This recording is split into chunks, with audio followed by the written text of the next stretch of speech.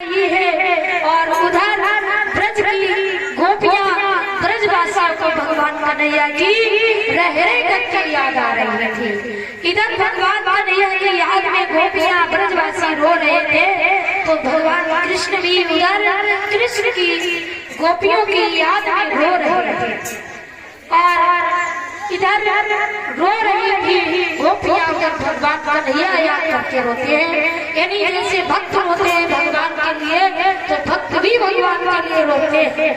आज क्या होता है, उद्धव जिनका नाम था बहुत सुंदर थे, कृष्ण के जैसे लगते थे, लेकिन उद्धव द्वारे थे, कृष्ण सामने थे तो कन्हैया को रोते देखा।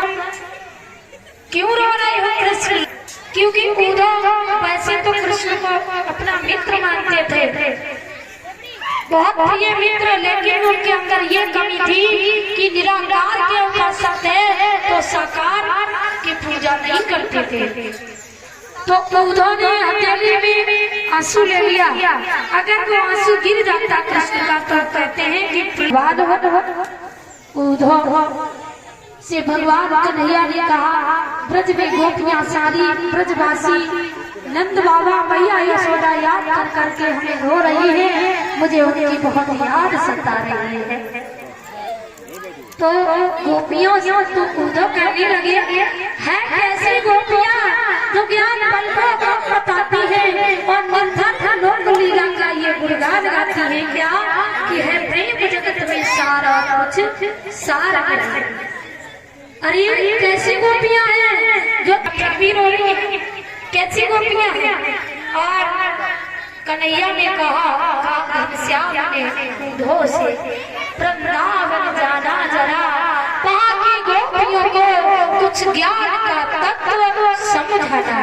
उद्धव आप वृंदावन चले जाओ और मैं पत्र लिख करके देता हूँ, तो जाकर के गोपियों को मेरा पत्र दे देना।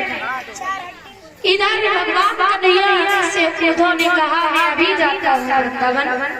और कृष्ण ने पत्र लिखा और पत्र लिख करके उद्धव को दिया और अपना पीताम्बर उड़ा दिया कि अगर मेरा पीताम्बर डाल करके राधा सभी बन रहे हैं, सभी राधा कृष्ण बन रहे हैं, पर कृष्ण और राधा जैसा भक्त कोई नहीं पाता।